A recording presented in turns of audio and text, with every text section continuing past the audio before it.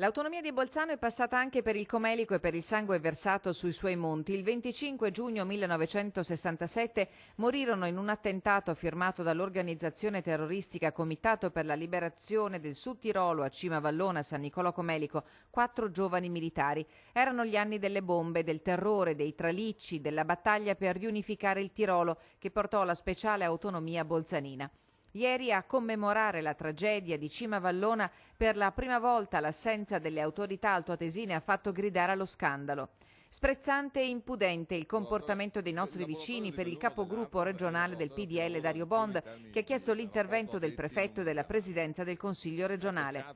L'invito di Bond non è caduto nel vuoto. Per l'assessore regionale Elena Donazzan, chi ama l'Italia, chi vuole istituzioni degne di rappresentare quegli italiani che in tempi diversi fecero e difesero l'Italia, non può non indignarsi con forza e pretendere scuse ufficiali per questa colpevole assenza. È intollerabile, prosegue Donazzan, che una regione italiana guardi con benevolenza a quanti non hanno mai preso le distanze da quel vile atto di terrorismo che costò la vita a chi vestiva la divisa del nostro esercito in patria.